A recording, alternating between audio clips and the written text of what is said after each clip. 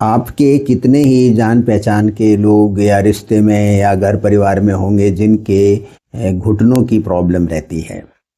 कितने ही लोगों के घुटने रिप्लेस हो रहे हैं। इन सब लोगों को यदि आप ध्यान से देखोगे तो पाओगे कि इनमें से कोई भी ऐसा नहीं है जिसके कभी घुटनों में चोट लगी हुई हो या किसी के कोई फ्रैक्चर हुआ हो। इनमें से कोई भी ऐसा नहीं है जो कोई हाई जंप या लॉन्ग जंप या कोई पोल वॉल्ट है वो कूदता हो। कोई खिलाड़ी ऐसा हो जो हॉकी जैसा गेम या टेनिस जैसा गेम बहुत ज़्यादा खेलता हो जिससे चोट लगने की संभावना हो। ज़्यादातर लोग क्या होते हैं, घर बैठे हुए होते हैं, ऑफिस में जाने वाले लोग होते हैं।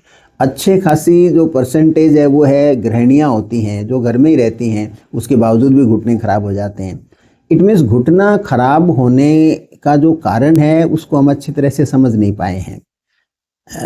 देखिए, घुटना आपका बेसिकली खराब होता है आपके शरीर में इन्फ्लेमेशन से, प्रज्वलन, सूजन आपकी कोशिकाओं के अंदर। तो आपके जो जॉइंट की कोशिकाएं हैं, साइनोवियल मेम्ब्रेन है उसकी कोशिकाएं हैं, उनमें जब इन्फ्लेमेशन होता है, उनमें जब सूजन आ जाती है तो वहाँ से कितने ही तरह के फ्री रेडिकल जिनको ऑक्सीडेंट कहते हैं, यानी एक तरह से वो ज्वलनशील पदार्थ होते हैं, केमिकल बर्न होती है वहाँ पे, उसकी वजह से आपका कार्टिलेज है वो डैमेज होता है और आपका जोड़ खराब हो जाता है।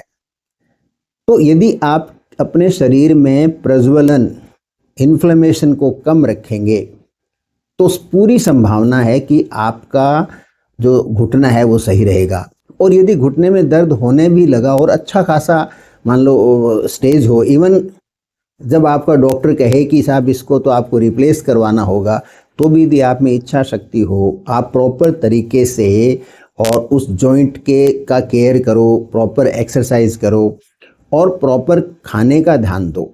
अब भोजन होता है ना, उसमें इन्फ्लेमेटरी भोजन, कार्बोहाइड्रेट रिच भोजन, फैट रिच भोजन, ट्रांस फैट से भरा हुआ भोजन, आप इन सबको हटा दीजिए अपने भोजन से। आप सिंपल खाना रखिए।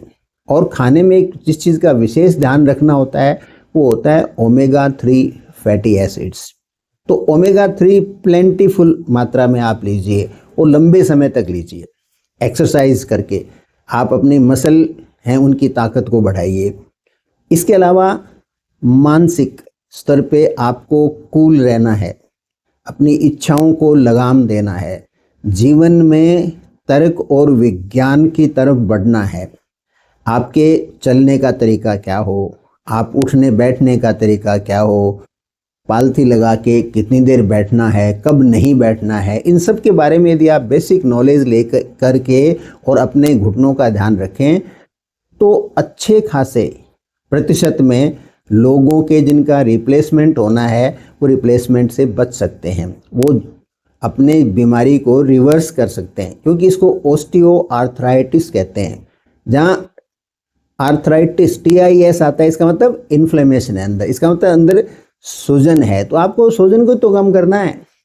और याद रखिए एक बात को, जिनके जॉइंट रिप्लेस होते हैं उनमें से जो अच्छे जो क्वालिटी ऑफ लाइफ है वो सिर्फ 60% को मिलता है। 40% लोगों को वो क्वालिटी नहीं मिलती जिसकी उनको ऑपरेशन के समय उम्मीद थी। सो इन्फ्लेमेशन को कम कीजिए, मानसिक विकारों को कम कीजिए, अच्छी नींद लीजिए, आपका घुटना आपका जीवन पर्यंत साथ देगा।